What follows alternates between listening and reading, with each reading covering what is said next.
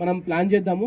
మీ అందరు రండి, మనం కూర్చుందాము. కూర్చొని ఛాయ్ తాగి మంచిగా మీకున్న ప్రాబ్లమ్స్ ఏంది అది కనుక్కుందాము. ప్రకాశం జిల్లా ఒంగోలులోని మన్యం వీరుడు అల్లూరి సీతారామరాజు విగ్రహానికి మంత్రి బాల వీరాంజనేయ స్వామి పూలమాల వేసి నివాళులర్పించారు. ఈ సందర్భంగా అల్లూరి పోరాట స్ఫూర్తి త్యాగం నేటి తరానికి ఆదర్శమని పేర్కొన్నారు. విశాఖ జిల్లాలోని అల్లూరి నివాసాన్ని ప్రభుత్వ మరమ్మతులు చేపడుతుందని, భోగాపురం అంతర్జాతీయ విమానాశ్రయానికి అల్లూరి సీతారామరాజు పేరు పెట్టాలి అని మంత్రి తెలిపారు.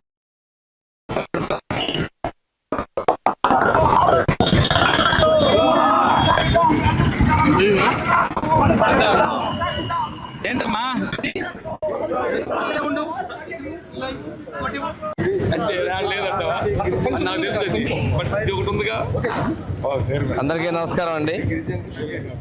ఈరోజు స్వర్గీయ అల్లూరి సీతారామరాజు గారి 129వ జయంతి సందర్భంగా మహనీయునికి నివాళులర్పించడం జరిగింది. చిన్న వయసులోనే బ్రిటిష్ పాలకులకు వ్యతిరేకంగా వారు చేసినటువంటి పోరాటం, వారు గిరిజన ప్రాంతాల కోసం, ఆ ప్రజల హక్కుల కోసం ఎనలేని సేవ చేయడమే కాకుండా స్వాతంత్ర ఉద్యమం కోసం కూడా పోరాడినటువంటి వ్యక్తి. వారి జన్మస్థలం విశాఖపట్నం జిల్లాలోని భీమిలి నియోజకవర్గంలో ఉన్నటువంటి పాండురంగి గ్రామాన్ని, వారి ఇంటిని కూడా నేను పోయిన సంవత్సరం సందర్శించడం జరిగింది. ప్రభుత్వం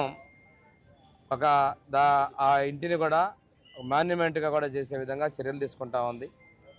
వారి పేరుతో అల్లూరి సీతారామరాజు జిల్లాని ఏర్పాటు చేయటం, అదేవిధంగా అంతర్జాతీయ భీమిని పెట్టినటువంటి అంతర్జాతీయ విమానాశ్రయం విశాఖపట్నంలో అల్లూరి సీతారామరాజు ఇంటర్నేషనల్ ఎయిర్పోర్ట్గా పేరు పెట్టడం అనేది కూడా ప్రభుత్వానికి, వారి సేవలకి ఆ విధంగా గుర్తింపుగా వారికి మనం స్మరించుకునే విధంగా ఏర్పాటు చేయడం అనేది కూడా శుభపరిణామం. ఈరోజు